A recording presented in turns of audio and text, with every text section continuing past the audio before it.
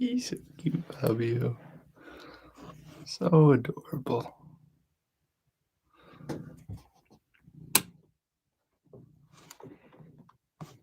He's so cute. I can't get over how cute this cat is. Really can't. Just look at him. Just look at how cute he is. Fucking adorable.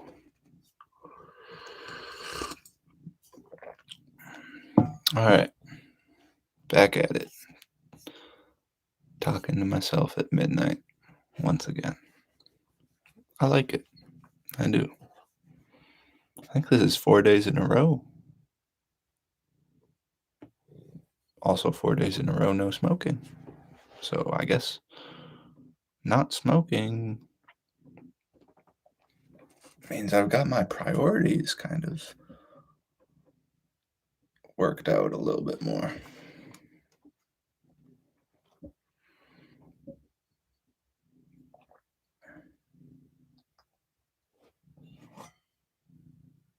Chamomile.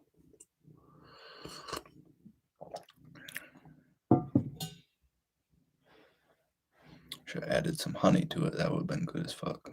Totally forgot.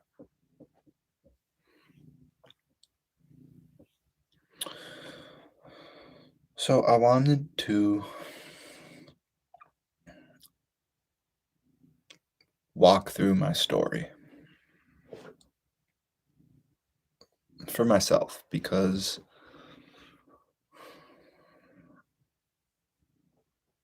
if I have to explain to someone what I come from, how I got to where I am now, like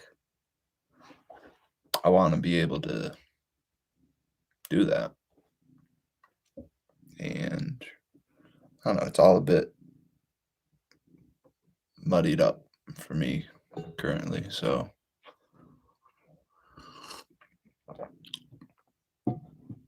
maybe if I can get through this, it'll help me better understand why I am who I am.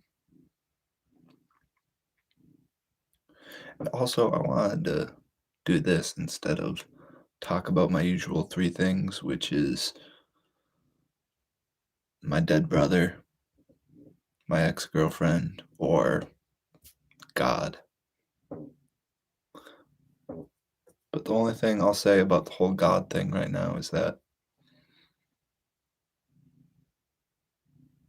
I'm kind of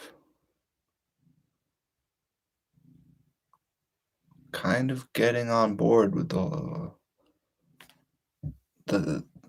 whole like we are God, but we're not God thing. Because it makes more sense. And it's more true. Well, I'll leave it at that for now.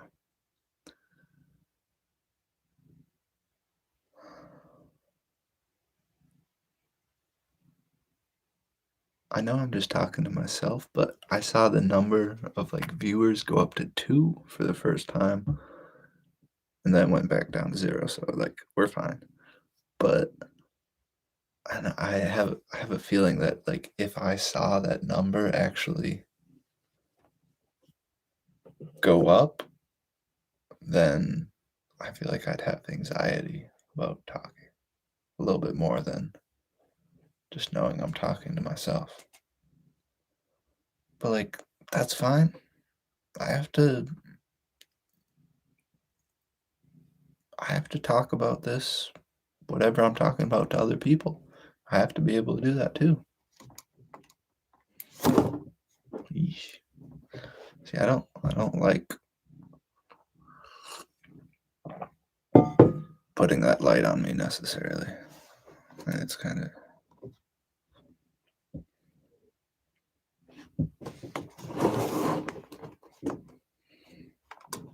I don't know why I'm messing with this so much. Like, why do I even give a fuck? So, what's my story?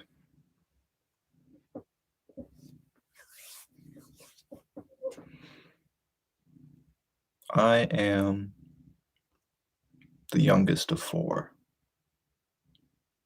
children in my family. Now three, but that doesn't matter. At the time when I was born, I was the youngest of four, the baby of the family. And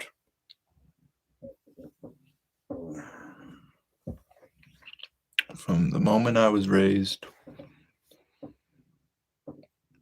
up until right now, my mother treated me like I was the baby of the family. Like the pure, sweet, innocent little baby. The special boy who could never do anything wrong, you know? So I know that affected how I turned out. When your mother raises you to think you're the perfect little child, you know, there's such a air of innocence that you have, or maybe not innocence, but naivety, or maybe not even that. Maybe it's like, you know, you start to feel assured of yourself later on because your mother has reinforced this idea that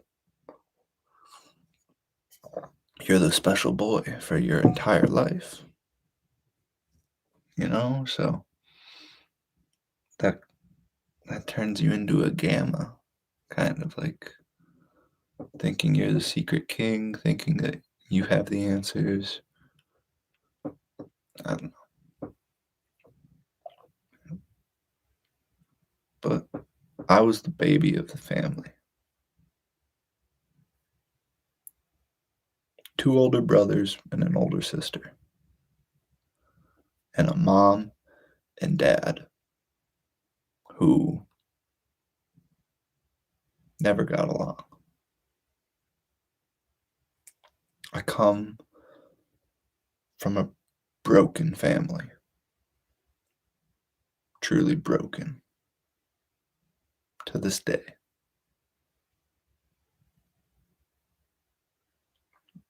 Before my brother killed himself, I know I said I wasn't going to talk about it, but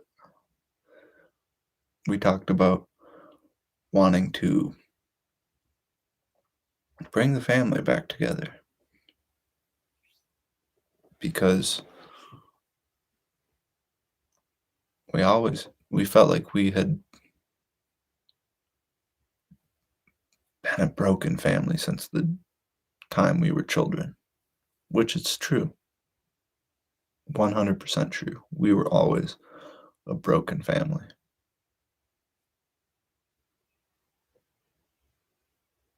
My sister, who is the oldest, is 30 years old. I'm 21, so it's a 9-year difference.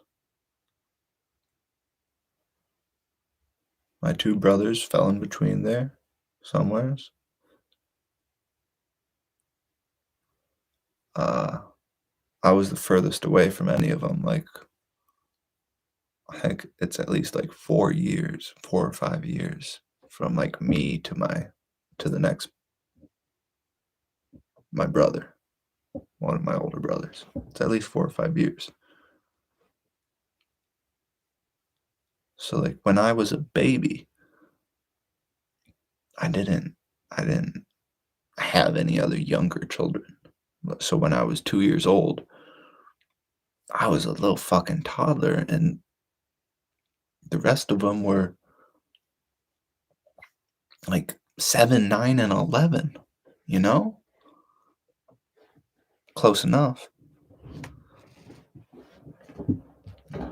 They were actual children, and I was just a little 2-year-old toddler who was adorable.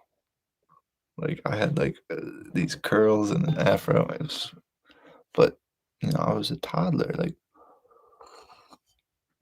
I couldn't socialize with the other children in my family, and by the time I grew to that age where I could, it was all so different. The family was just in shambles even then, which is sad to say, like, so early on. But even before that, it was broken, from what I'm told. From what I'm told, before I was born, like, it was gone, fucking gone. And then I came into existence and kept the family together for another 10 years somehow. Somehow. And then, well, backtrack a little bit. So I was I grew up in a old Amish house that we fixed up a little bit, renovated the kitchen. We had bathrooms, thank God. But it was like a big 5-bedroom, old house on many acres of land. Not like many, many, like we were rich, but we had a back 40. We had nice yard all around. Had a little woodland area. It was fucking a dream come true for, you know, me now. Like, that's a dream that could never happen. That's what it feels like. Like, like it feels like I'll never get back there.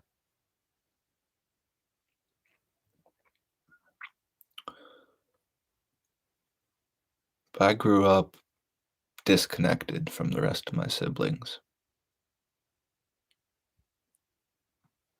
Never, never had a relationship with any of them when I was a kid. Never. The most, the most we did was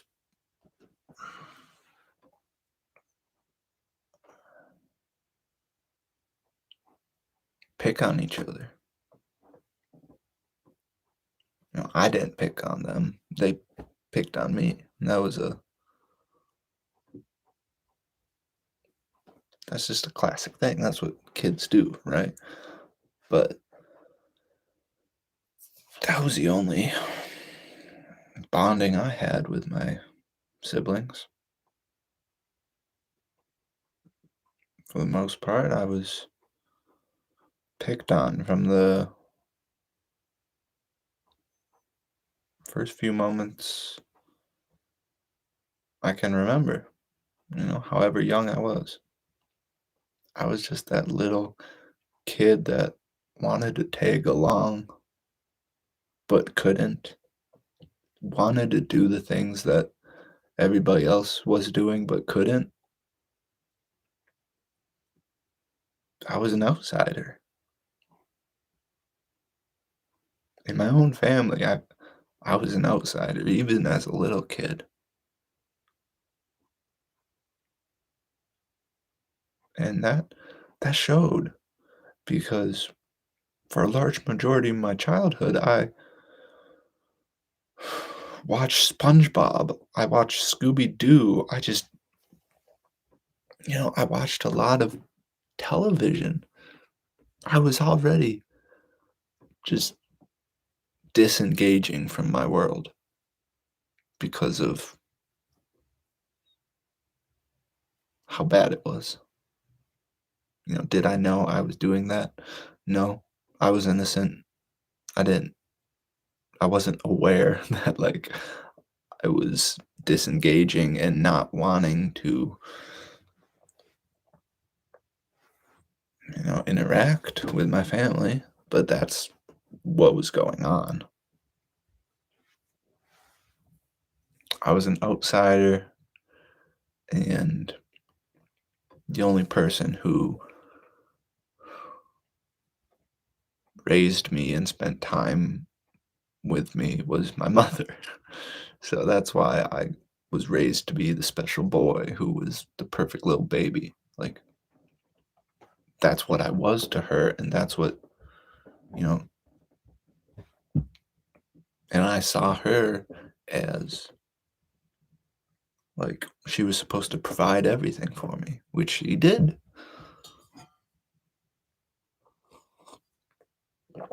She provided everything and more for me. Everything I asked for, everything she could provide for me, she did. So in that way, she was a great mother. She did everything she could for me. So I am not gonna fault her for, you know, pampering me, babying me.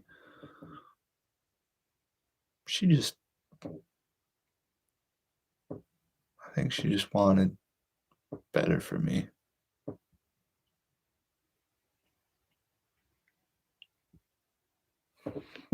Because by that time in the marriage and family life, like, things were kind of fucked, I guess.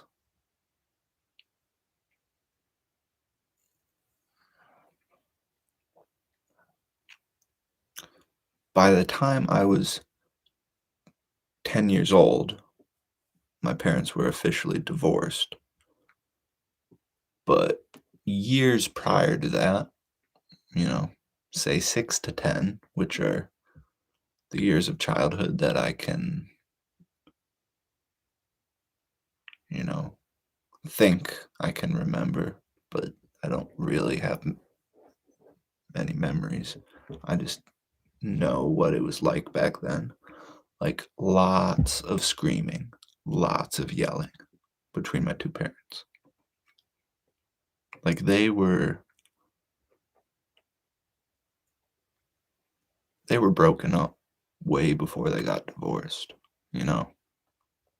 It was a broken marriage way before they made it official. And, you know, I think before I was born, it had gone bad.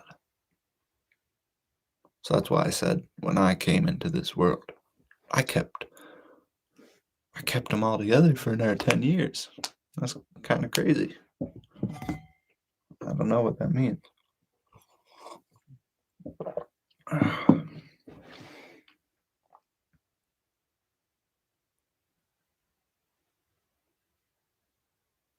So,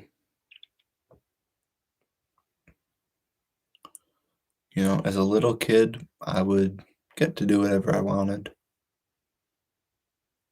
Go play out in the yard, watch TV, eat whatever I wanted, which was barely anything. I was the most picky fucking eater alive ever. If we had spaghetti as a family dinner, you know what I'd eat? I'd have noodles and I'd put ketchup in them and mix them around like it was the meat sauce instead of actually partaking in the family dinner, which was, you know, spaghetti with real sauce. I had like meat and real tomato sauce. Like, no, I had to have just ketchup. So I had a big ketchup fetish. Not fetish. Obsession. Like, I would eat ketchup with almost everything I ate, which was like very select amount of things. Super, super, super picky eater.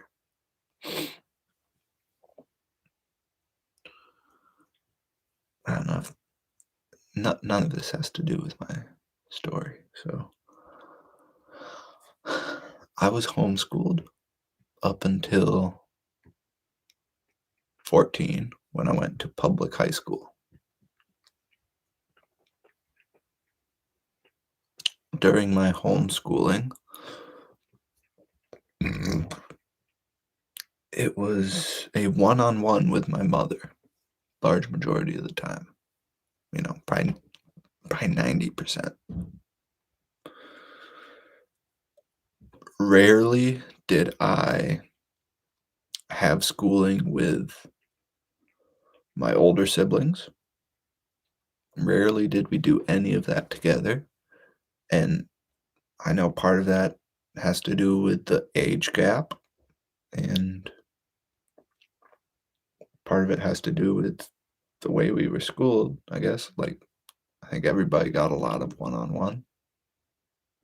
I got the most because of the age gap.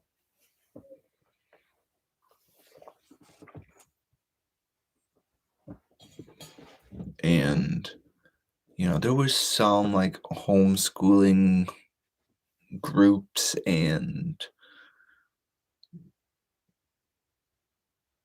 festivities at like a local church. A bunch of the local homeschoolers would come together and, talk about curriculums and what they're doing. And, whenever I went there, it was just a time where I could play with other kids, really. A little bit of socializing, because other than that, I didn't get much of it. Not a whole lot of socialization.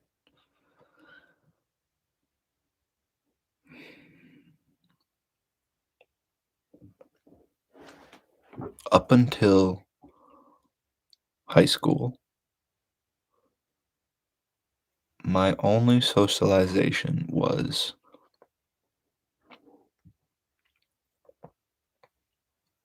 church. Pretty much. Trying to think if there was much else than that. Pretty sure it was just like, you know, 95% of it was just church. 1 day a week.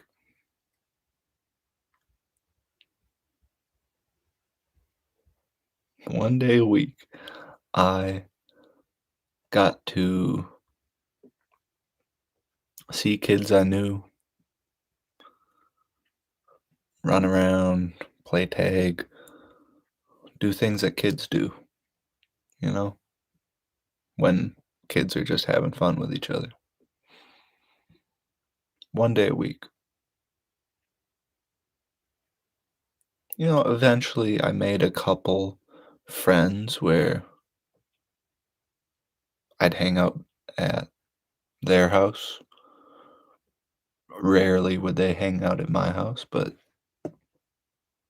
you know, I had a couple friends when I was younger, between the ages of 7 and 11, give or take.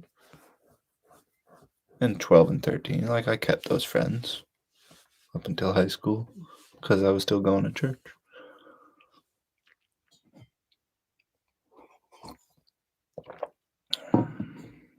But church was not good. Church was like we church hopped a lot.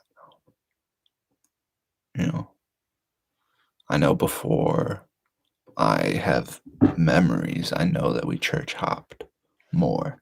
And then when I came into the scene, there was only like two churches that I remember going to. One of them was like only like for a very short time that I can remember. And then we stuck with one church for the majority of the rest. But I'm trying to think if we ever went to that church as a family, like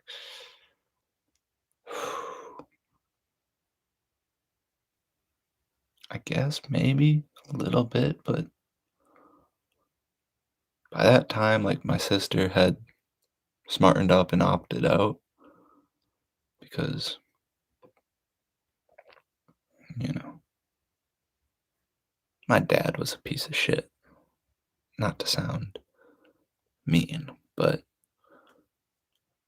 okay, no, he wasn't a piece of shit. He was just a really, really bad dad. Simply put, I had a terrible father. He was not a role model. He was not anything like a fatherly figure to me. I barely ever saw the guy when I was a kid. He was always at work. And I commend him for that because he provided for our family. He did a good job at that. A great job, actually. He provided, which is, you know, he did his best, I think. That's what me and my brother agreed upon, you know, earlier this year or earlier 2022. We kind of agreed that he did his best. He did everything he could. Sure, he was a terrible father figure and did not raise us at all, did not show us how to be a man. But he did his best and he provided. So, you can't expect your mom to show you how to be a man. It's just not possible. So I never learned that. I'm trying to start learning that now, you know, trying to learn what it means and, what it takes.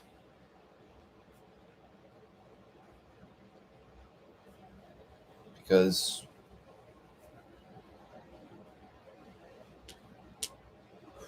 never, never learned anything from my father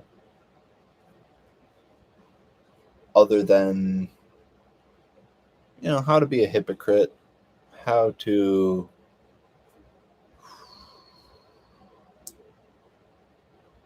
be a bad dad, how to not be in your children's life, how to not have a relationship. I learned those things from my father.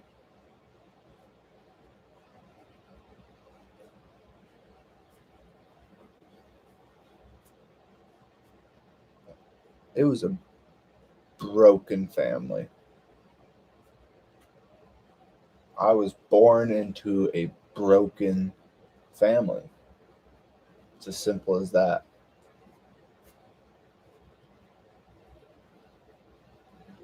You want out, kitty? You staying?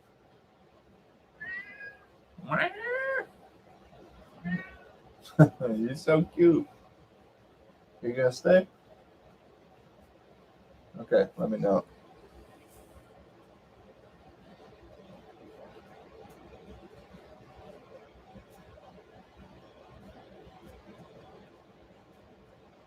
Like, I remember the screaming matches. And holy shit, that had to have affected my brain and worldview, whatever, as like a fucking 7-year-old child, give or take. Like, holy shit. I learned things that I suppressed so hard, and then that came out later on in life in my own relationship. Sadly.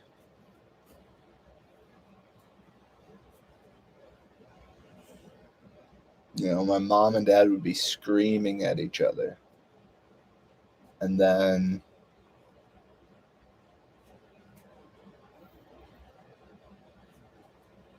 when my dad knew he was losing the argument, knew that he had no way of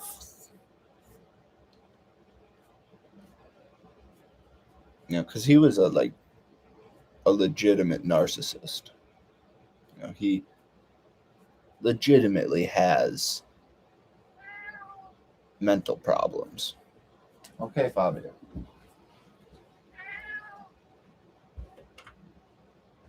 Go on.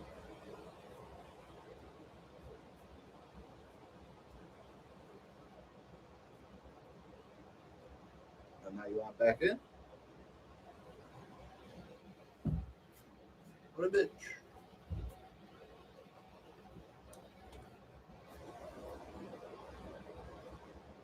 Make up your mind. You want in or out? He wants back in. Fabio, you little son of a bitch. I got this fat ass when I was 11 years old. Ooh. And he's been the best kitty in the whole wide world ever since.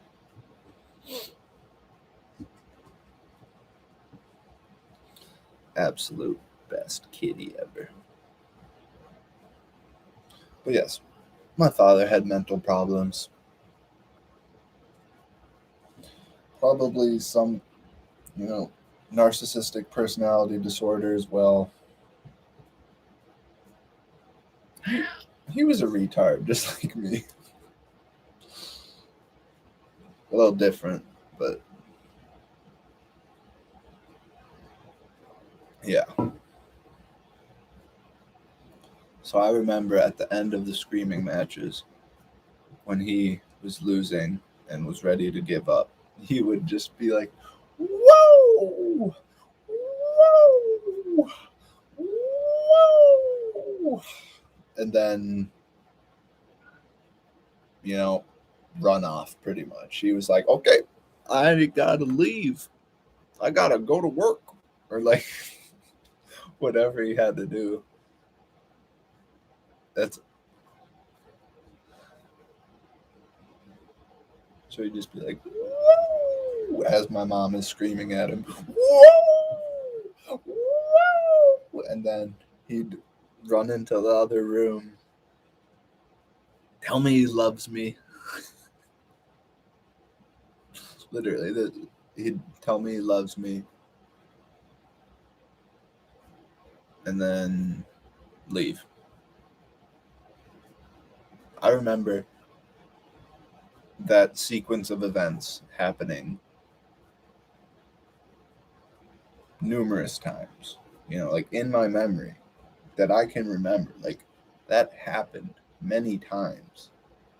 So I'm sure it happened a lot more than I was present for. All that to say, I come from a broken family.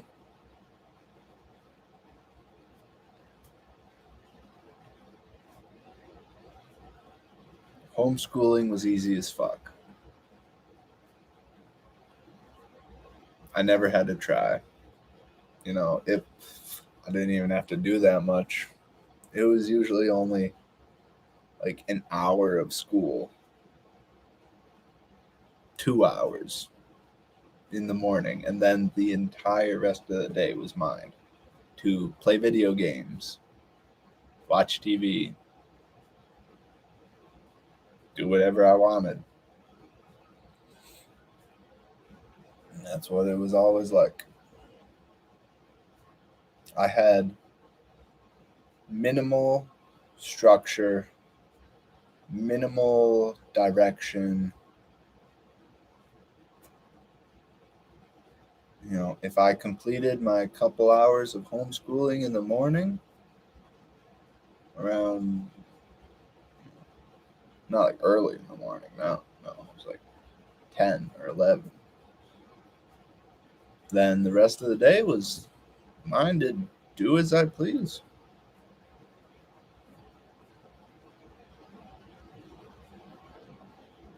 And goddamn, I was such a loner. Like I said, I was disconnected from the rest of my siblings. So, me and my mom would do puzzles sometimes. We'd play cards. We'd do some things together. She was my friend.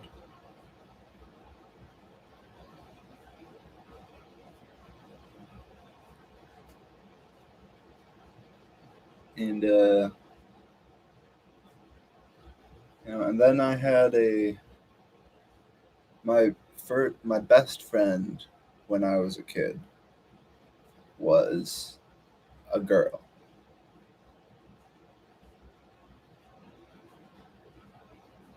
Like when I was, you know, between the ages of like 7 and 9, I want to say. You know, my best friend was this girl that, you know, our family was friends with their family type of thing. And me and her were just besties. We did everything together. I hung out with her. She hung out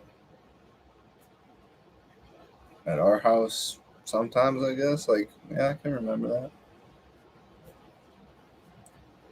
I usually hung out at their house. At first when I was like a little kid, it was nothing. It was just like best friends. We were having the time of our lives. And then when, okay, you son of a bitch, get out.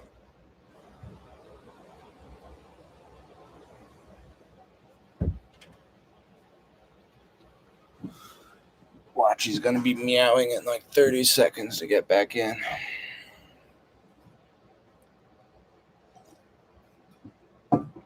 Once I got to like 9 years old, I started to like develop feelings. It was like, oh, I think I like this girl. Like, when I got to like 10 and 11, like I was in the closet for her. Like, I felt like as a 10 and 11-year old, I felt like I was in love. However, a 10 or 11-year-old feels that, you know, puppy love, whatever. But she was my best friend for years, and then I thought I loved her. Never told her or anything. Never like told her I liked her. Like we always kept it as like we were just besties until, you know, once I was like 11, it just stopped because she was a couple years older than me. So she was 13 and ready to start doing like, girl stuff with other girls, I'm sure. And I was a boy who liked her, but, you know, we were just kids.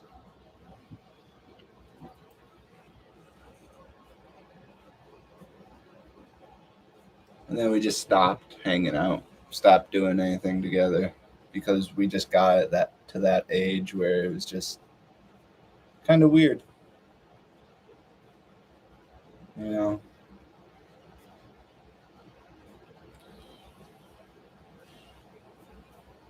But okay, backtrack a few years. I there were several occasions where I was dressed up as a girl. Like I was cross dressing, not on purpose, but my sister and my cousin found it fun to put makeup on me and make me wear heels and a dress. No, I don't know if a dress ever came into the equation, but like a long overcoat type thing where like it looked like I was wearing a dress essentially. And yeah, they'd put makeup on my face, they'd make me wear some fancy shoes, and then like this happened on numerous occasions. It was like a fun thing we did where they'd get me all dolled up and then they'd take me out to the rest of the family to show. And I'd like parade around, just act girly. Like I was into it. I would act like a girl and be like, oh, like straight up, straight up. I didn't see anything wrong with it. I was an innocent little kid. I was just thankful that I was getting attention and felt like I had friends.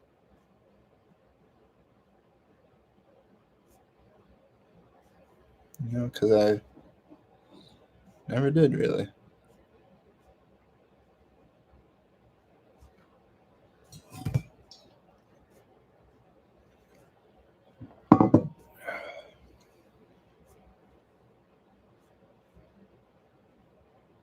So yeah, when I was in the single digits, I think that's when that was happening. When I was like being dressed up as a girl.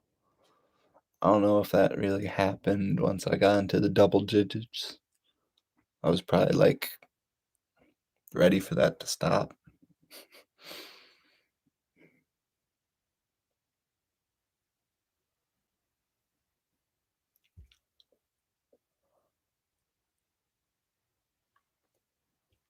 So we lived at that farm for 11 years, and then we moved to the local town where we got, the post divorce. Moved to town. I lived with my mother. My father was out of the picture. Yes, he lived in the same town as us, but I hardly ever saw him. Maybe once on the weekend. But it was always my choice if like I wanted to see him and I never wanted to see him because by that time I knew that it was just not worth my time. At least that's how it felt. I felt like I was getting nothing from the dude, which I wasn't. Like I said, he was not a fatherly figure, not someone that I learned anything good from. So, eventually I was like, okay, I'm just going to distance myself from the person. Like, my mom divorced him. I'm going to, just not interact with the guy. Or I'm going to talk to him as little as I can, and I'm going to see him as little as I can. That's what I had decided when I was like 11 years old. I didn't want to see my father anymore. I was done with the man because I saw what he had done to my mom. I knew what he did to us kids. I knew what he did to me, not like in a bad way, but like how uninvolved he was with us.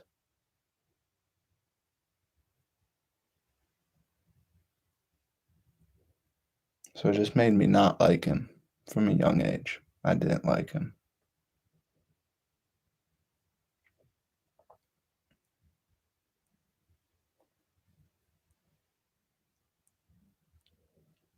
I went to high school at 14.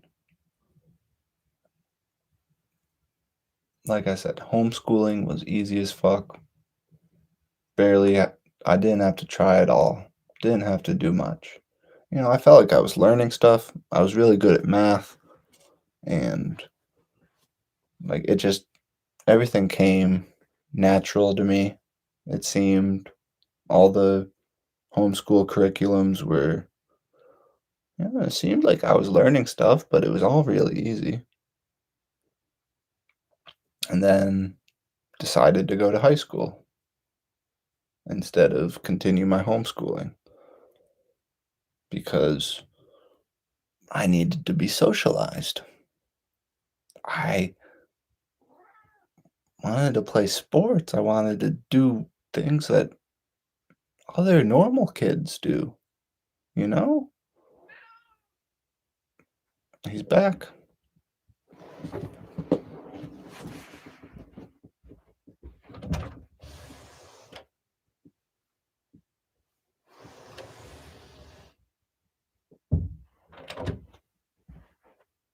The fuck?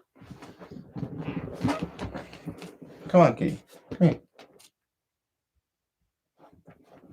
Come on. Come on up. Come on. Fabio. Come here. Come cuddle.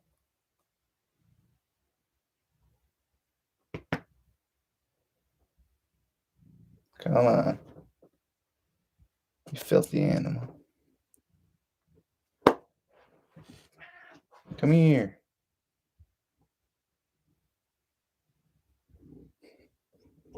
Good boy. Good boy. Yes.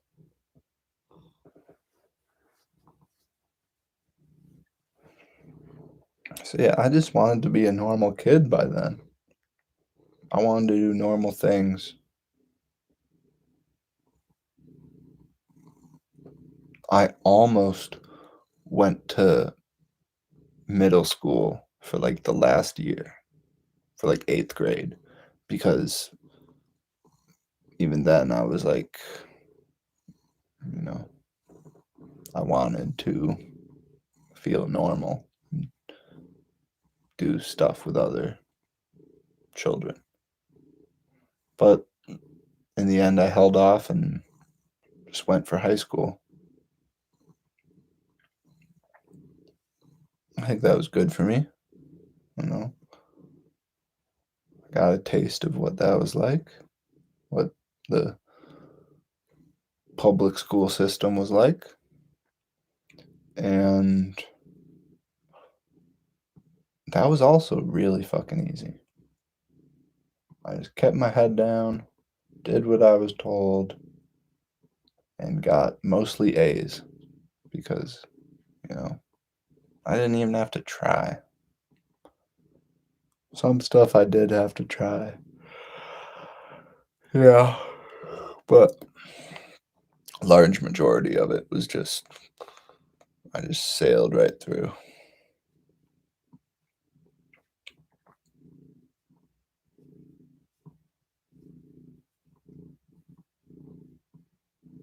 Played basketball and football.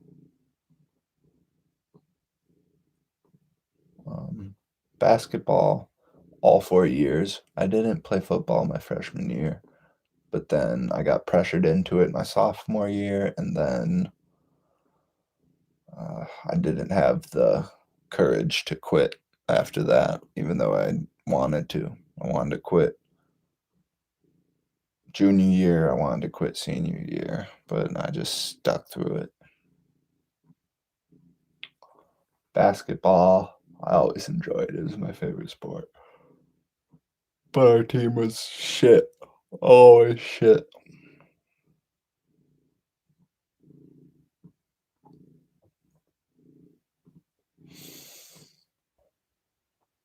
Before the end of freshman year, COVID hit.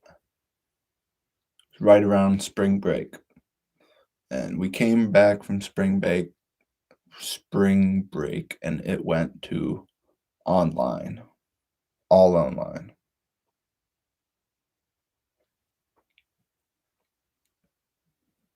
And that's when I started to go downhill in my college career, in life.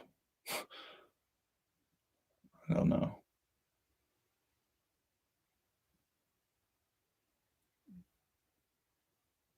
Classes went online. I stopped giving a shit.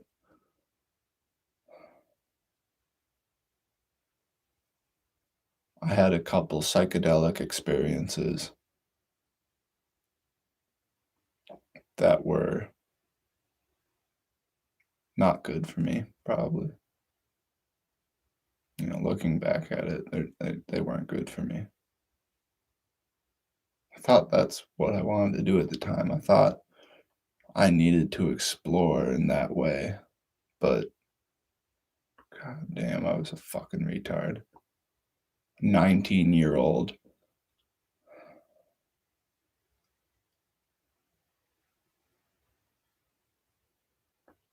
Not 18/19-year-old kid thinking that he had to have some psychedelic experiences to, you know,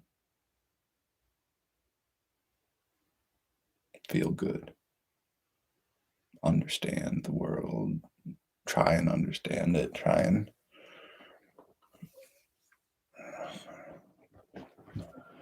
really, I was just trying to escape my reality, always.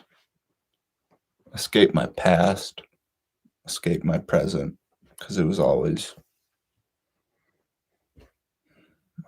ungrateful. Always. I was always ungrateful. I wish that weren't true, but it is. So that's why now that I have experienced so much bad in life and know what I'm missing, now I'm trying to be grateful for what I have. Which is not a lot, and it's hard.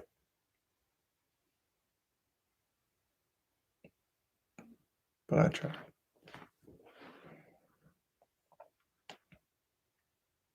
So classes went online. Sophomore year was completely online.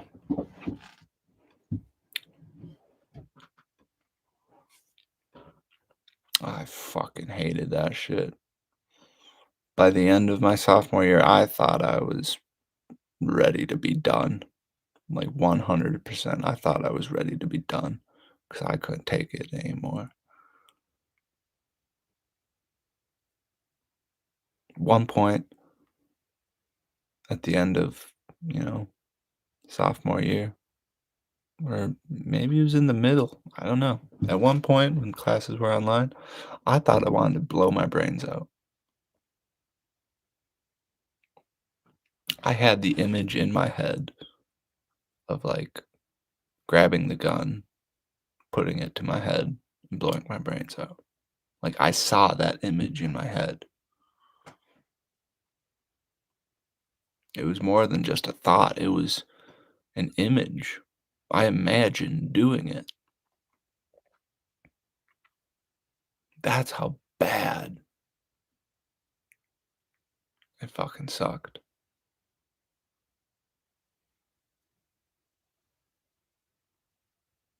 And around that time, had a couple more psychedelic experiences because I still wanted to escape from this reality.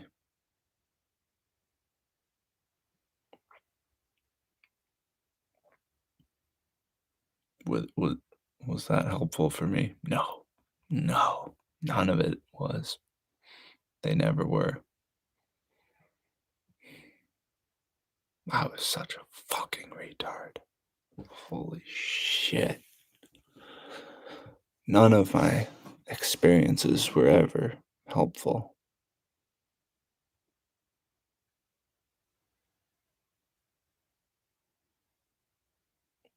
God damn it, this is making me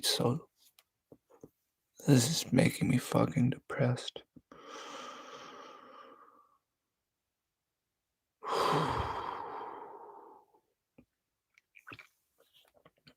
After sophomore year,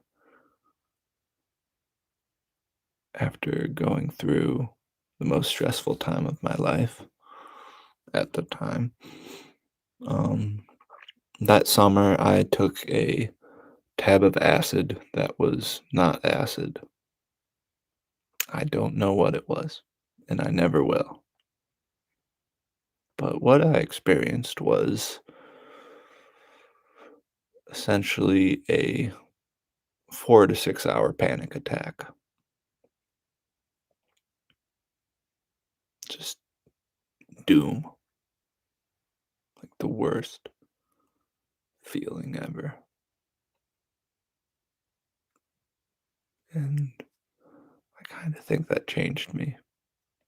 It traumatized me. And I still feel like after that, I felt like I had like some PTSD from it.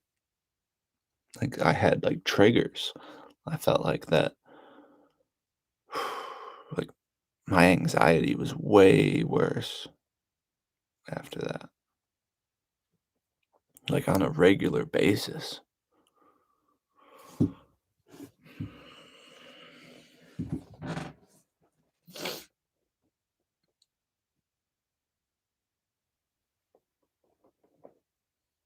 And after that, after taking bad acid, I was like, okay, I can't do this anymore. I can't be tripping no more. Like, this is scary. This is not good for me.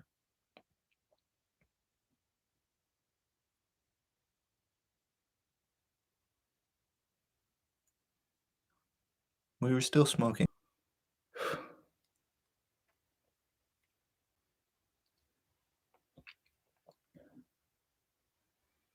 Junior year of college, I went back to in person, but you had to wear a mask.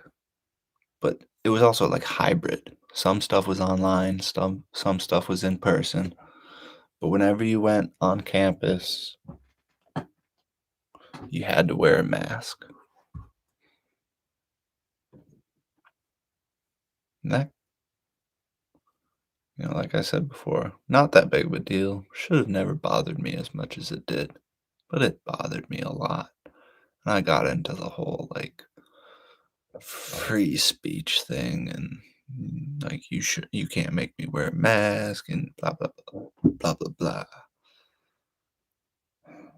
I should have just been grateful that I was going to college and could use the facilities and could go to class. Like, sure, wearing a mask was fucking terrible and you couldn't see anybody else's faces. Like, it made it impossible to meet people. So, freshman year, I didn't make a single friend. Sophomore year, it was all online. And junior year, we were all wearing fucking masks. It was impossible to be social. It was impossible to meet people. Like, everybody was on edge. Everybody was anxious. Like, that's that's why I had such a problem with it, because I wanted to fucking I just wanted to be a normal person by that point. I wanted to meet people, I wanted to talk to people and, like, be able to have conversations, but no, I never got to. My whole college career for 3 years, I never got to because freshman year, I just didn't. I isolated. I was like, I've always been socially anxious, but so I didn't try. It was really sad. I didn't try to make friends in freshman year. I really should have. I didn't. Sophomore year, all online. Junior year, I wanted to so bad, but it was impossible.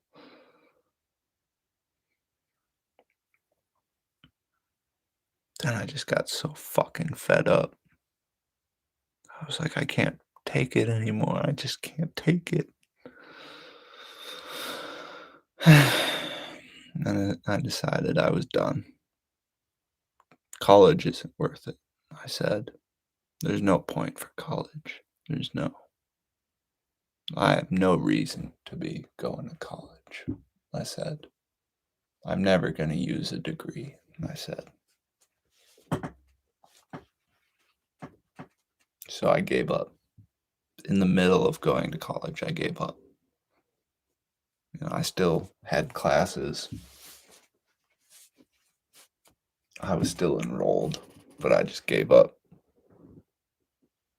My final semester, I took all Fs because I just didn't go to class. It was easier, I thought, than having to pay back thousands of dollars, you know? So,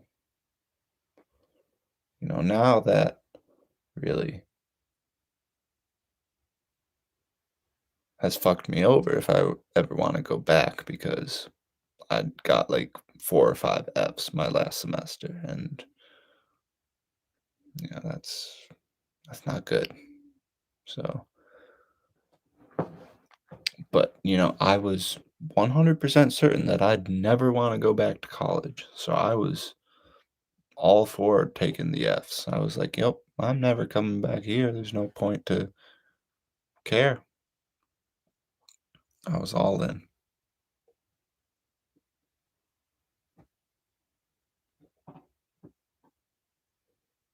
And then,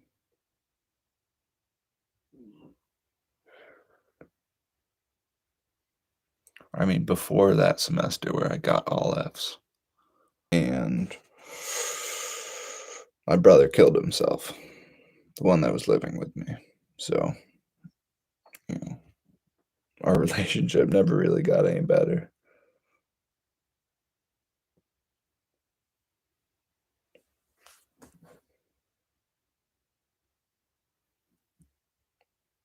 He uh he paid off my student loans before he committed suicide.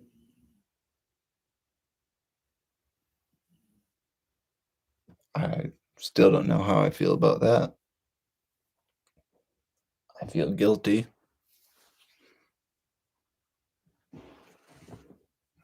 I don't feel good about not being in debt. Like,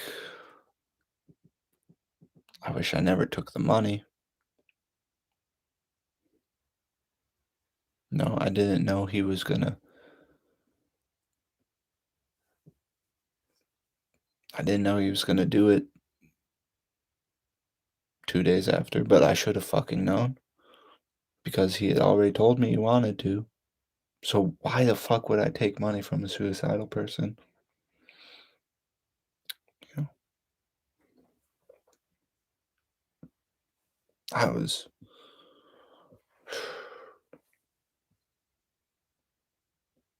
I was so fucking depressed myself, thinking about everything that I had done, dropping off college, breaking up with my girl. I was regretting everything at that time. Every fucking thing. Just regret, regret, regret. And I was in my head all the time, just regretting everything. And I couldn't help my brother.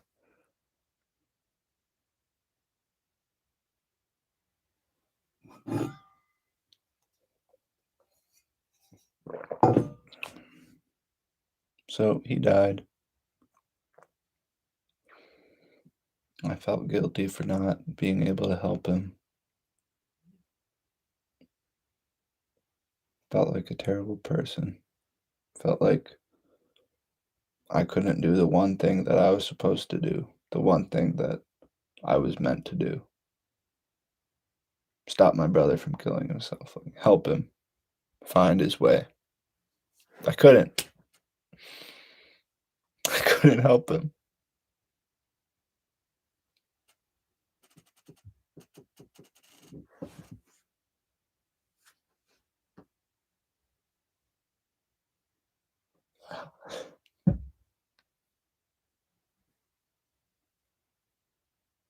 I always thought I wanted to help people. I wanted to be a math teacher. That's why I went to college originally.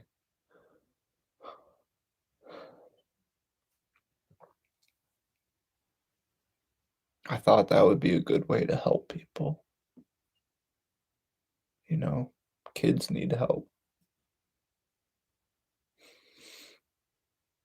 Wasn't a lot. There's not a lot of really good teachers out there, and I thought I could be one.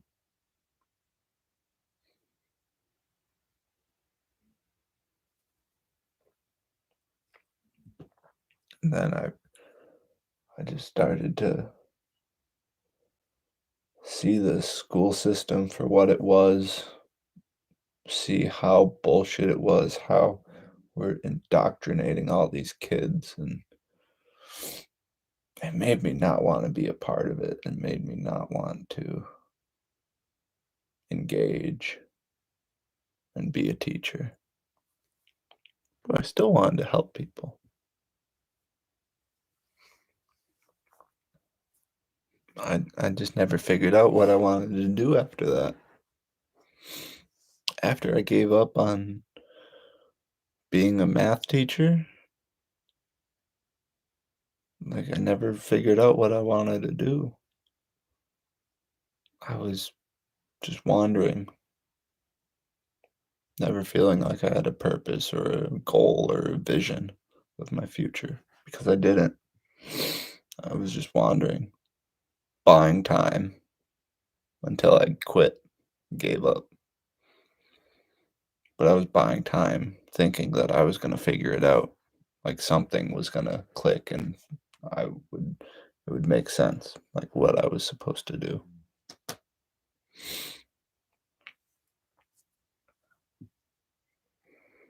So when I went crazy and thought I was God, it did click. And I was like, okay, the one way I can help people is spread my message.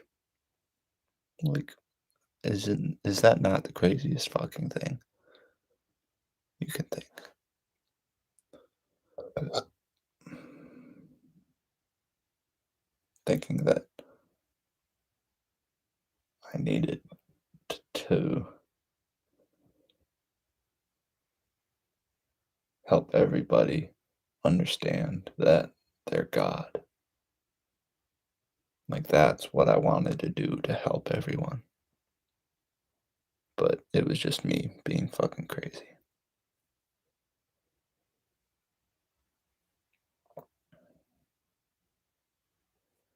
And now I'm here. Yeah, I think that was a decent recap of my life. I could have done better. Could have got into more details for some things, but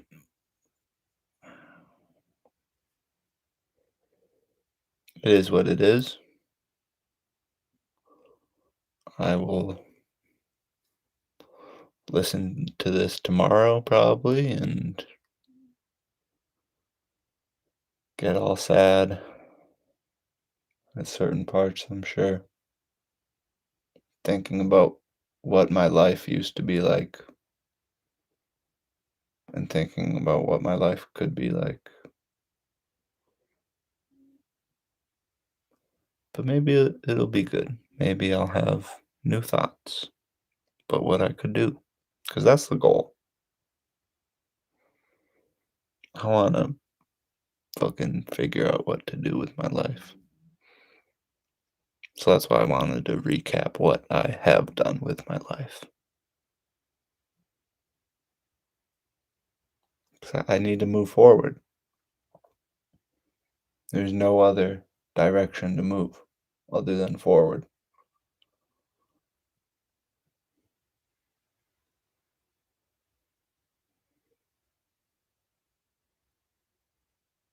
What do you think? One person in the chat.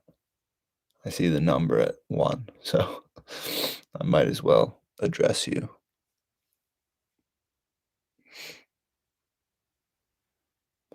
If you're a real person Type L.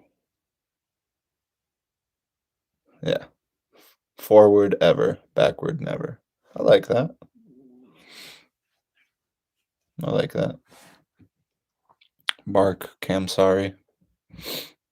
You're probably cool.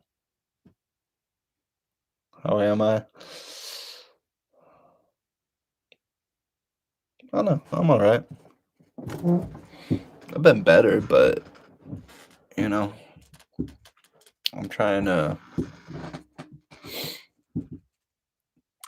look at things positively if I can.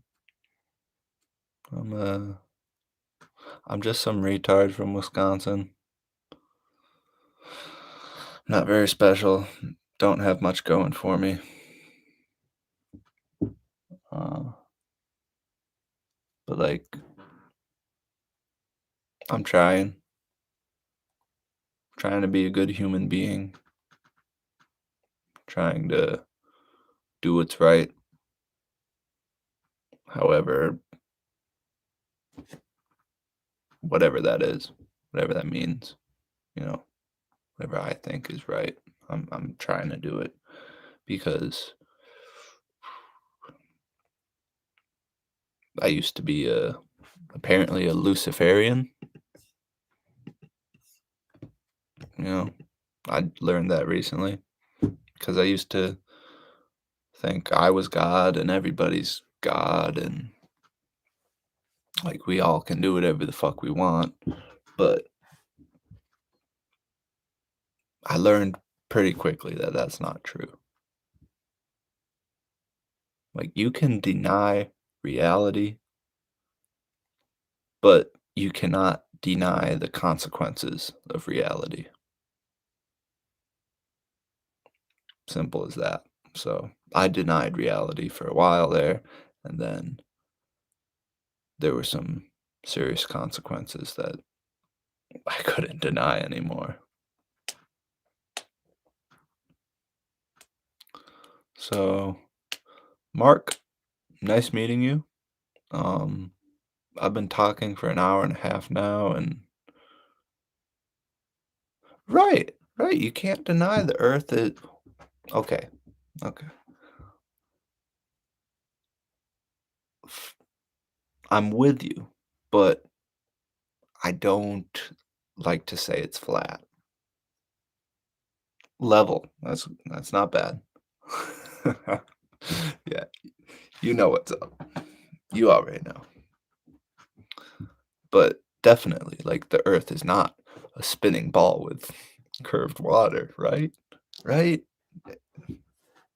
No way. No fucking way. I think the people who think that are crazier than than you know. I was talking to my friend Gary today and I was kind of saying like the people who are the people who think they're crazy or who the people who think they're not crazy are like a lot of times way fucking crazier than the people who think they are crazy. Yeah, like they know not what they do. Like that's kind of similar. Like they're innocent, right? A lot of people are innocent. They know not that they're deceived. They Yeah, they don't know. Like the veil hasn't been lifted for them. So you can't blame them for denying the truth because they don't know, they can't see the truth, which is sad. I don't judge them either. There's a lot of good people that believe the earth is a spinning ball with curved water floating in space, right? Like it's not a dividing line, I don't think. It's just I don't I don't know what it is necessarily. Like I don't know where it gets you.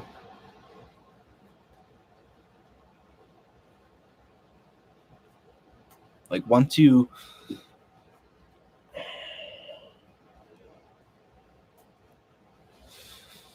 that is sad.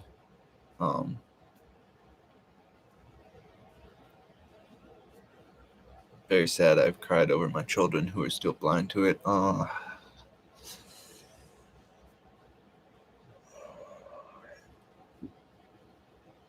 You know,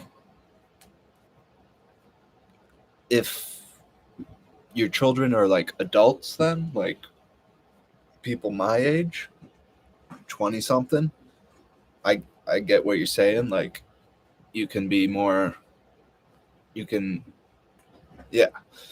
So you want to see them understand things. You want to see them know what's real. So I get why that's sad too.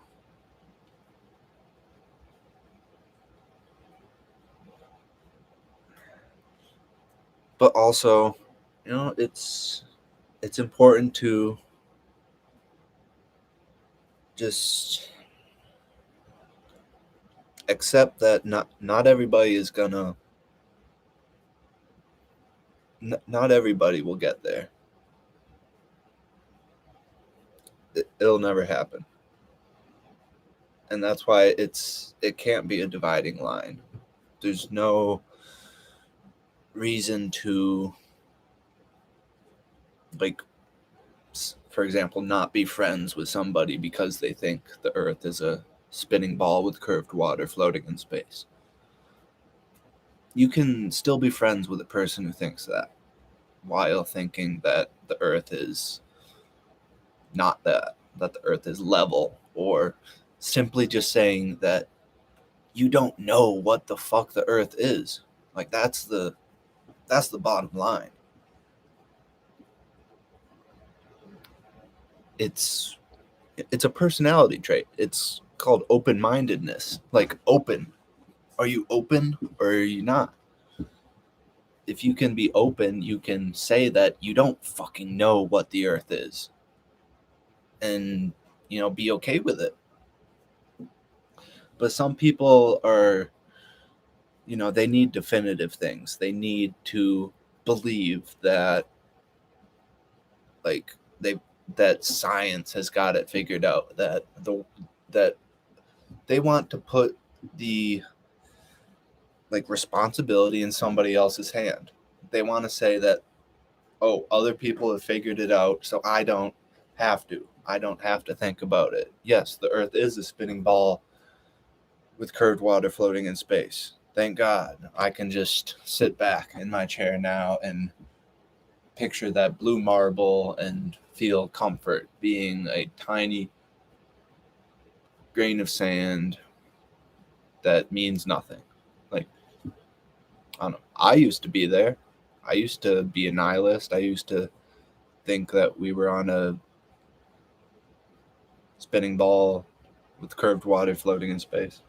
I know my best friend is still there too, and I hate it because I want them to awaken. I know. But it's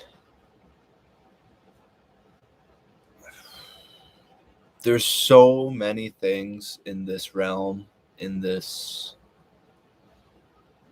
there's so many things in this life that,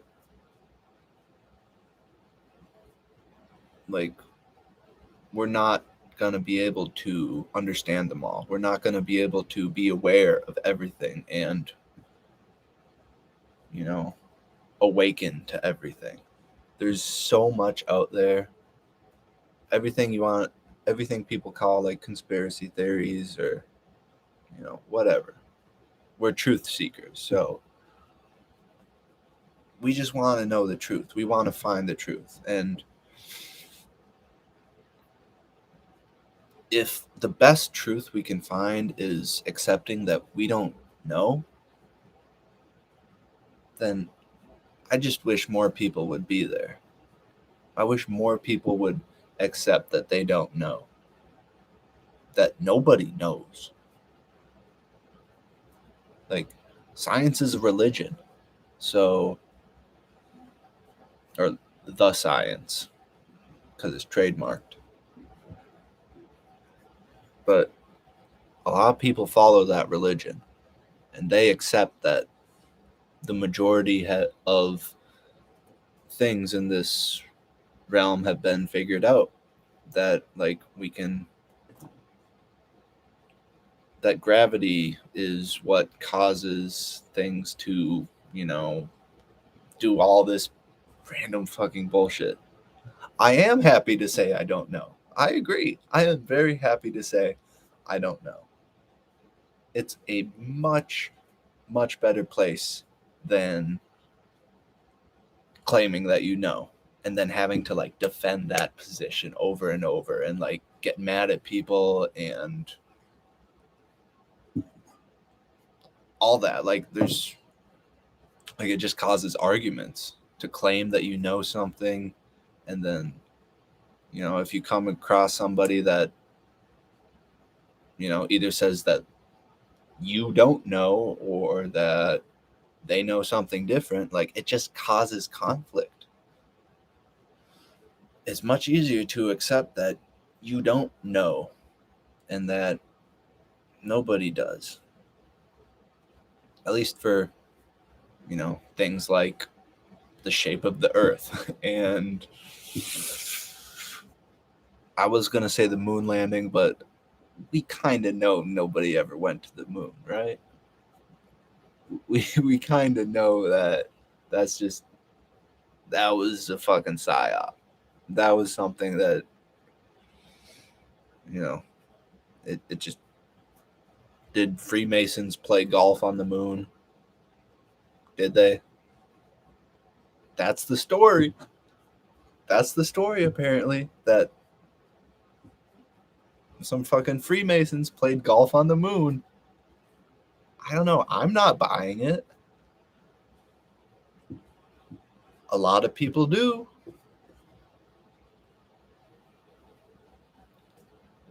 But I have, like, you know, I like talking about this stuff, but I have my own internal conflict not knowing, like, whether it's useful, whether it gets me anywhere to think about this, to think about, like, that's why it's easier to just say you don't know and leave it at that. But it's hard because it's so tempting to just talk about it and theorize, and, you know, it's just such a good conversation topic. That's where I really have left it. I really like it as a conversation topic.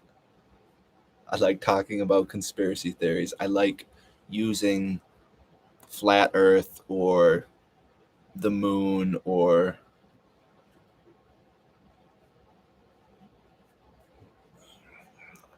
you're angry at yourself for not realizing earlier. I get that, but it all happens when it's supposed to. You awaken when you're supposed to. It can't happen sooner than it's supposed to. That's not how it works. You were meant to wake up to these things when you did. Because if you did earlier, like, you wouldn't be the person you are. You wouldn't have experienced the things that you have. You'd be a different person if you had realized these things earlier. Everything happens at the right time.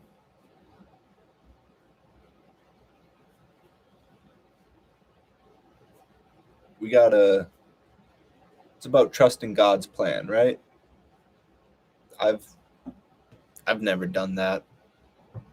I was an atheist for a long time. Then I went crazy and thought I was God.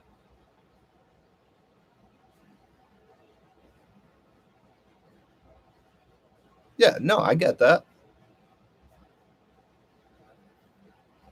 I get that.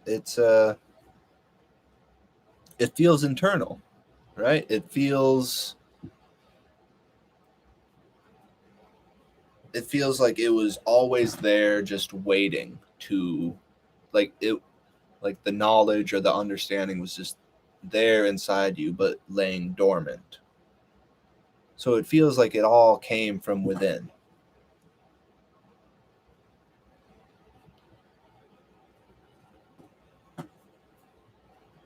Okay, yeah. How about there may be no gods, just us non-gods? Sure. But like who created us? How did we get here?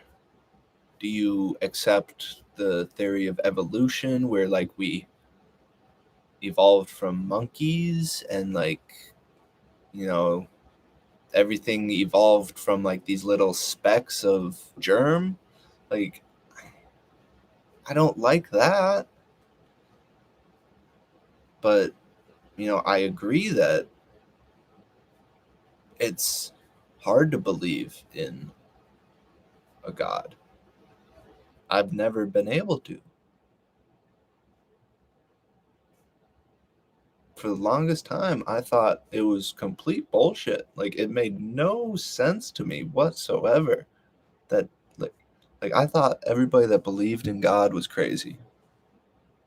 And I'm not saying I believe in God now. Like I just think differently.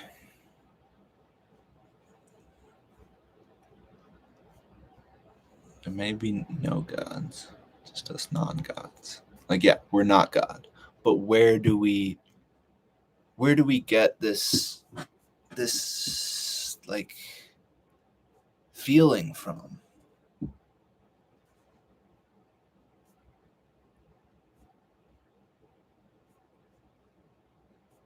The God you're presented with. Yeah, I agree with that. Like mainstream God. Yeah, like it's all been grabbled. It's all been fucked with. Like the Bible, of course, the like everything.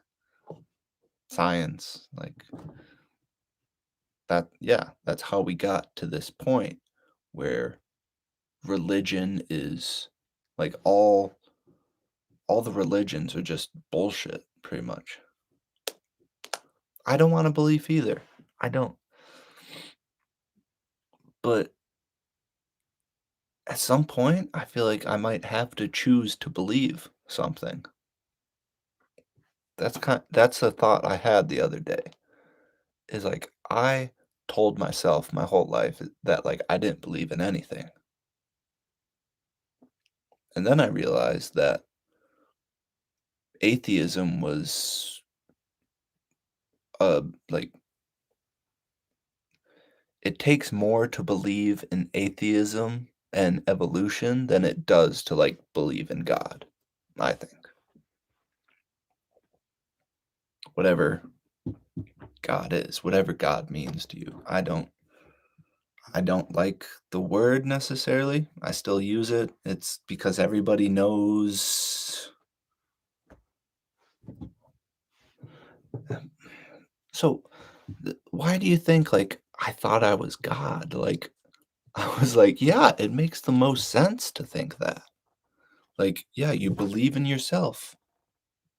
Like only you can do what like it all comes from you. You're the creator. You're the one who creates your own reality. Like you in a way that's true. In a way that is true. So, it's very possible that there are no gods, that there is no God. So, that would kind of align with saying that we are God, but we aren't God.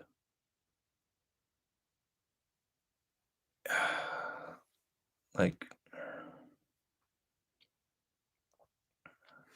I don't know, the here's the thing. If you believe in flat earth, like, a lot of people get there, and then that's what takes them to, like, believing in God because they feel that being on a motionless plane means that there had to have been some creator. Whereas if you believe in a spinning ball with curved water floating in space, like, supposedly that came from the Big Bang and billions, like, it's not even worth spewing that nonsense, honestly. I I just can't. It's belief that got us in this mess. Yeah. But is it the wrong beliefs? Like, the ignorant beliefs where we're not aware of what we're believing? Because my thought is if you're aware of, if you make the choice to believe in something with awareness of what you're doing and, like, what you're thinking, like, that can't fuck you up. But if you believe in something in ignorance and don't see the world around you for what it is. If you're just ignorant and you believe, then that's what gets you in a mess, I think. That's where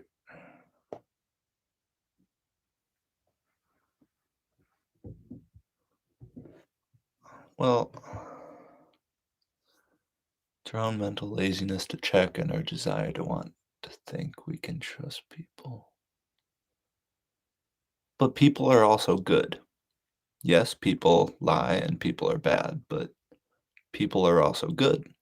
Every single human has the ability to do good and evil. We have to make the choice to do good. We have to make the choice to see the good in others. Otherwise, we're only going to see people as bad and liars. And then we're going to be bad and lie ourselves. It's all about choice. It's always a choice. I think you can it is hard to discern. It's the hardest fucking thing, isn't it? Like, for trust, to have trust between two people, like, I was talking to this about this earlier with my friend Gary.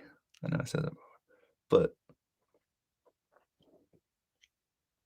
the fulcrum of trust is, like, trust is at the center.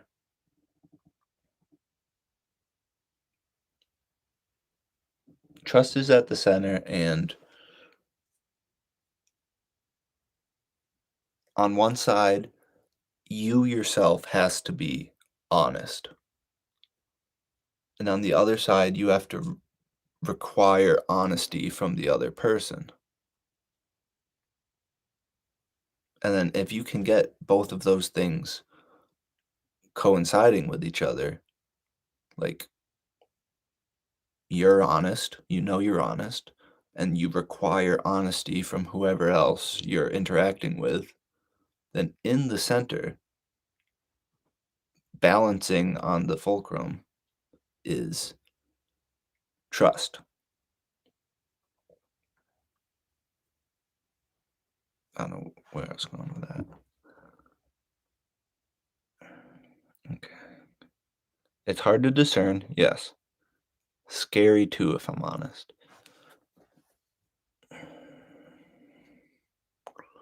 Well,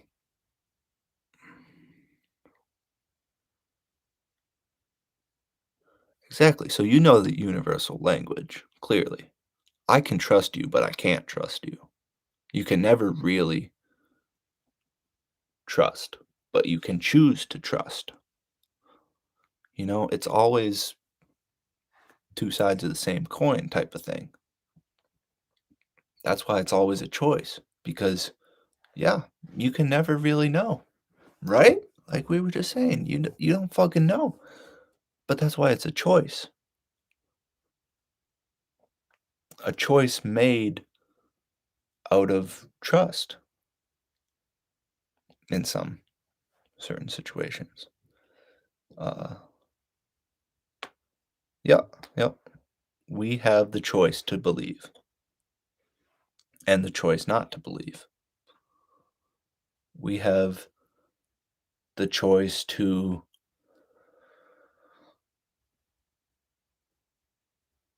we have the choice to climb on top of a mountain, look out and see nothing but flat earth and believe that we're on a spinning ball with curved water floating in space. Or we have the choice to climb that same mountain, look out, see the flat plane, and be like, huh, you know, I'm seeing many, many, many, many miles beyond me, and I don't see a curve. I wonder what that means. You know, we have the choice to question, question what we've been told, question our beliefs. So yes, we have the choice to believe, but we also have the choice to question our beliefs. So it's always like interacting with each other. We're always trying to move forward in our thoughts and beliefs and work out what's real and not real. It's just very skeptical of society. Ooh, which part? The spinning ball part? Because, you know, I see that I see yeah.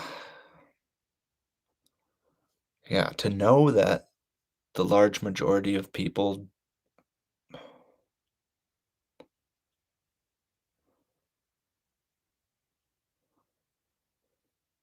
to know that the large majority of people believe, um, that we live on a spinning ball, like, it's hard to accept that, and it's hard to not feel like you're somehow special for believing in flat Earth or just saying that you don't know. Like, it's hard to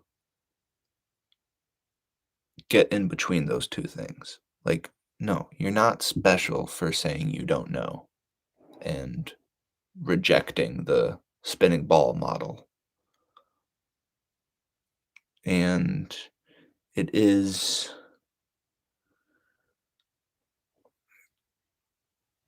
but most people just don't know that they're being lied to. So be skeptical of what you're told is true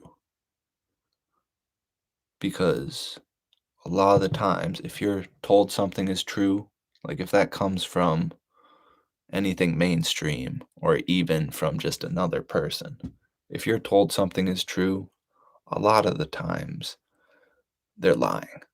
Even if they don't know, they're lying. Even if they know not what they do, a lot of the times it's a lie. So, in a way, you gotta stay skeptical.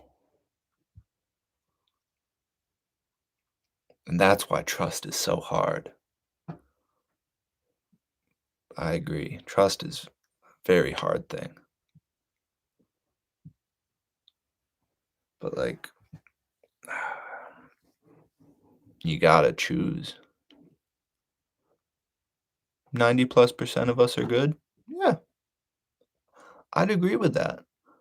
Like, there is probably 10% of people who choose to do bad, give or take. But around 10% of people likely are like the psychos that choose to do bad and feel like they're getting something from it, or, you know, they just like doing bad. But 90% of us are either choosing to do good or just still naive and know not what we do, which, you know, brings us closer to the good, or not, it doesn't bring us closer, but we remain closer to the good. We're not corrupting ourselves by choosing to do bad. That's why awareness is such a big thing. The other day, I said that I want 2023 to be the year of awareness because it's major. Because if you're aware of something and you choose to go against, like, what you know or what you think you know, like, that's where you get into trouble. That's where bad things happen because you're doing bad. You're going against your own knowledge and your awareness of what you believe to be true. If you go against your truth, like good, the good, true, and beautiful. That's the those are three main things that I'm trying to focus on these days, if I can. Like, because I find it hard to focus my brain and whatever. But when I have clear thought, I like to try and focus on the good, true, and beautiful. I think we're all beautiful, all humans, and we have the choice to do good. And when it comes to truth,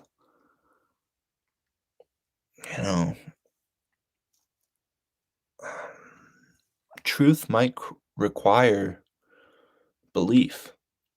I don't know. I don't know. Don't take my word for it, but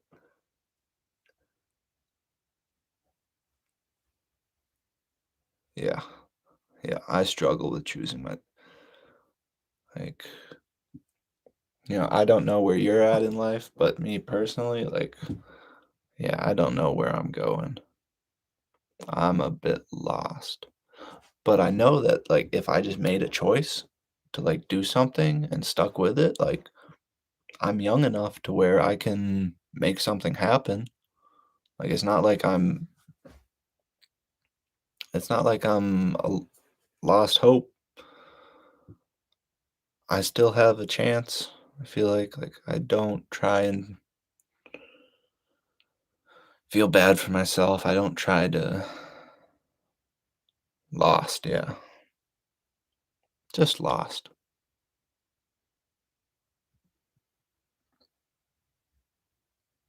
Today, like, as in this is your birthday.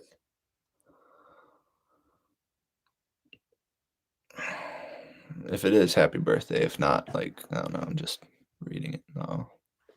Happy birthday, Mark. You are over 2.5 times older than me.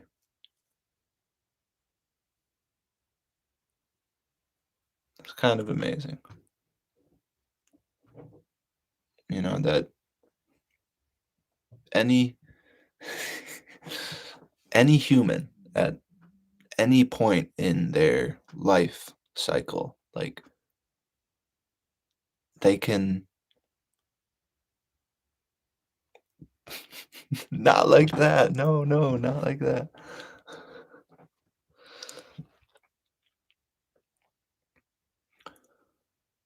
See, it's like you said before, like you wished you had woken up earlier, right?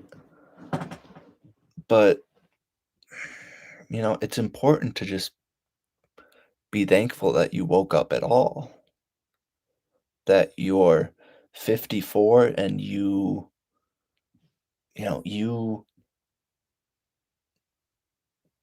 know more you know more than a lot of people my age. Like, a lot of people my age are not on these same lines of thought. They are accepting a lot of lies. Sure, I'm guessing a lot of them are innocent. Like, people my age are dumb as fuck, and me myself, I'm a retard. It's important to just be thankful that you woke up at all, I think, because you that means that you have the you have a chance to help others. If you didn't wake up at all, if you didn't start to become aware, you might never see, you are what you believe you are. See, that's what I thought too, but, I don't know if that works if, you believe you're God,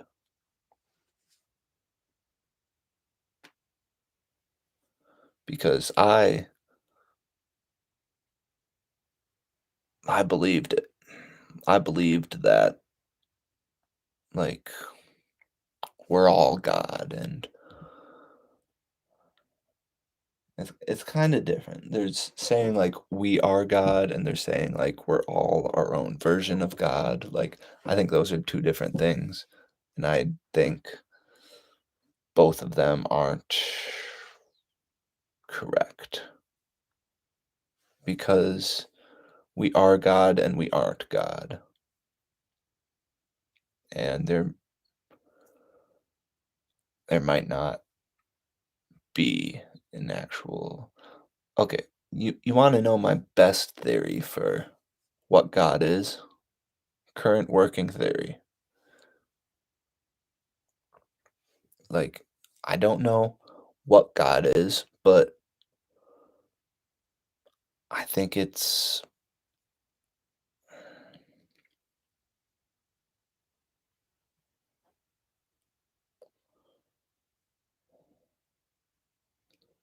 God is present in, the interaction between 2 people. What it means is that belief should be internal to your senses. It matters not what the truth is because all we can see is our beliefs. But, I think I have to push back on that a little bit because that sounds um, it sounds like you're saying, nothing is objective and we can't have objective truths and that, everything is subjective or whatever that means. I think there is I mean, I'm with you in some ways, I don't know what truth is. I don't know how you accept something as, an objective truth because, I'm not even I'm not religious. I'm not at the point where I can ob okay, yeah, yeah. Truth is objective, belief is subjective. Makes sense. Okay, okay, so I think I misread it then, because you're saying belief should be internal to your senses. Yeah, exactly. Whatever you believe is based on your own. like subjective reality. But that can tie into like you want to bring the two together. You want your subjective reality, like your senses, you want that to tie into the objective truth. That's the goal, I think. You want those two to come together somehow. And it's hard to find that. It's hard to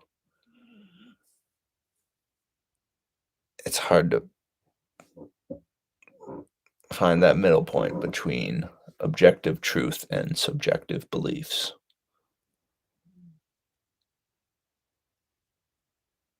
I believe there is something, but as that is subjective, I cannot bring that out because there's no way to objectify it. Fair. I also believe there is something. That's why, like I said, I feel that whatever God is present in the interaction between two human beings. Whether that means we're just talking or if it's like a man and a woman coming together to make a baby, like God is present. Something is there, like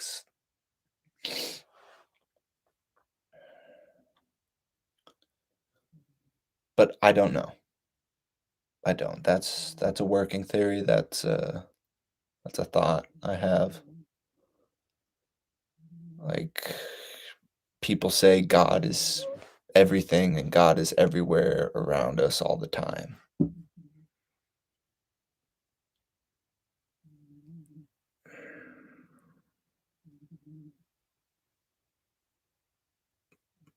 But like we we have like some sort of spark, some sort of divinity, whatever that is. Because we're special. Like not as in like we're the special boys and secret kings with all the knowledge, but like humans are special.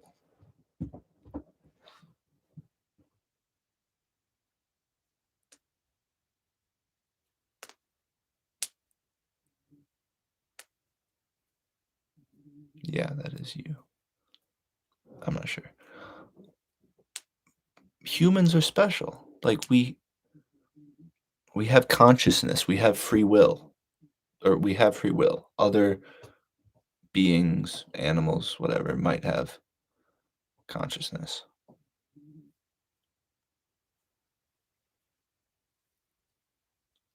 So you're saying like we all well yeah, because this is a meat suit, right? Like we are I heard someone say that we are in this world, not of it. Meaning that like we have a connection to something else. That hmm, hmm. If we were created, then I'm happy with that, but I cannot believe it. Okay, maybe. Who knows? There you go. There you go. Who the fuck knows? Not me. Nope. I'd be happy. Yeah. See, like I'd be happy to know that we were created, but we're never gonna know. It's a belief.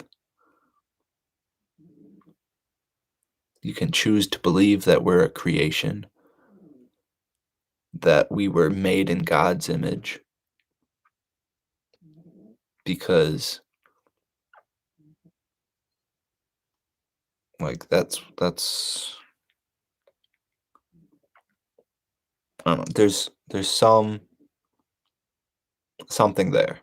I gotta I'll just I gotta leave it at that because I don't know, but there's something there to say.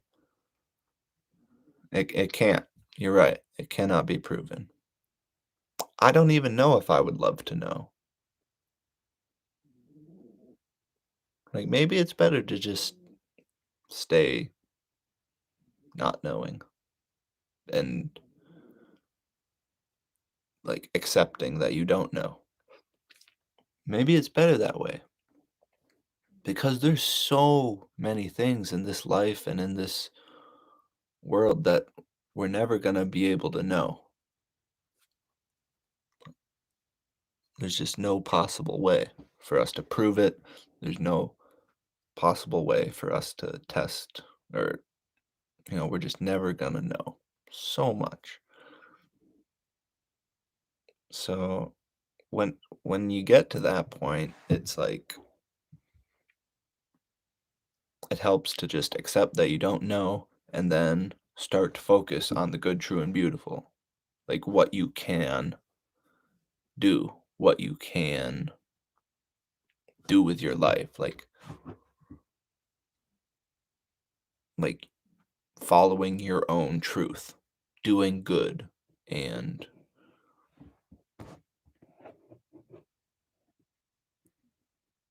yeah, so that's why you're saying believe in yourself because it's harder to believe in another person. I get that. I do. It's it's really hard to believe in another person because, you know,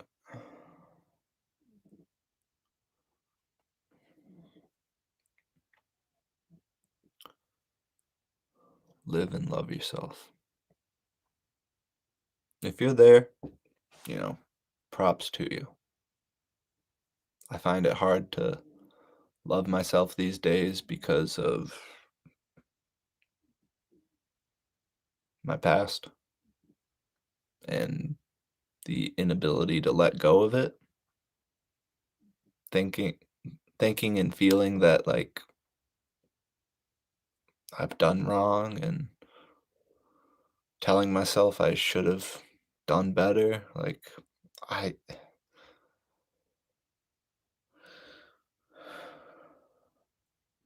yeah, well, on the streets at 16. That's impressive. Just live and love yourself. But like,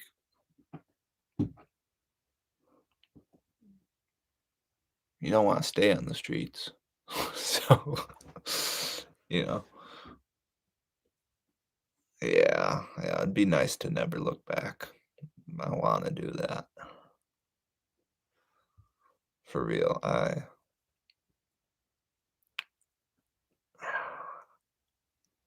But like, that's why you got to keep moving forward, right? Because if you're not moving forward, then you have like this time where you can look back if you choose to. Like if you're not doing anything, if you're just chilling, if you're not working or have a purpose or, trying to move forward in some way, then you can just sit back and reminisce and look back and start to fall into this hole of depression. So, yeah. What was the first thing? Forward ever, backward never. That was what you said originally. Yeah, yeah. I've been dwelling a lot recently. And I have times where like I'm trying to look forward and be hopeful for the future. But more time than there's more time that I spend dwelling, I think. And you gotta tell yourself off. Yeah. You do. You do. Like yesterday I thought like, God damn it, I hate myself. And then like, a minute later I was like, what the fuck am I thinking? Like, no, I don't hate myself. Like that's just a thought that I have. Like you gotta tell yourself off. Sometimes you have to remind yourself that you're not your thoughts. You're not you're not your feelings, you're not your thoughts, you're not your experiences. You are who you are. And yeah, you kind of just got to accept that you're just a person. You make mistakes sometimes. You do good things sometimes. It's not, yeah, yeah. Yeah, it's like, see, the thought of like that I hate myself, I think that comes from like, yes, it's the situation, but branching off from that, it's like blaming myself for getting in this situation, which is completely irrational because like it wasn't all up to me. It wasn't 100% my fault for getting me in this situation, but I blame myself for it nonetheless. And it does come from dwelling. Like dwelling on the past is usually not helpful at all. Or actually never. Cuz like you can I think you can gain something from like thinking through the past or like trying to, recollect your memories and your experiences and just trying to remember everything you've done and gone through.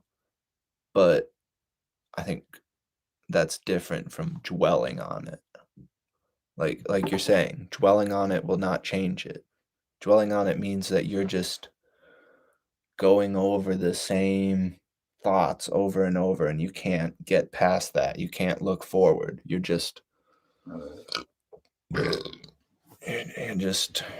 there in that same place thinking about the past over and over and it reminiscing, yeah. It's some things are nice to reminisce about and those things don't change either. Like lots of people reminisce about high school and like the good old days. But you don't really want to dwell on it, right? You want to think about it, enjoy that feeling, just have that memory, experience it, accept it for what it is, the past, a memory, and then move forward, look forward, like because yeah, the past is the past. It's never going to change. As much as you might want it to, right? Like there's things that I really, really wish I could change in my past, but it is so defeating to think that way. Because, for one, like, I wouldn't be here. I wouldn't be the person I am if I did not go through everything I've gone through and, like, experienced everything that is my past.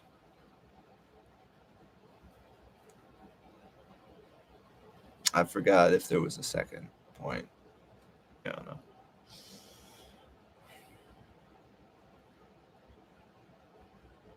Damn. It's a. I think I'm gonna land this plane, but it's been good chatting with you, Mark. Nice to meet you. Um,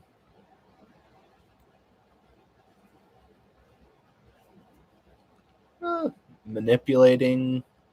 I suppose you can call it manipulation, but you're making a choice in the present, which changes the future. Yes.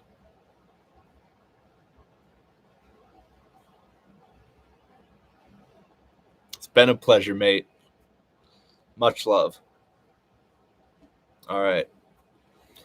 Uh, don't be a bitch.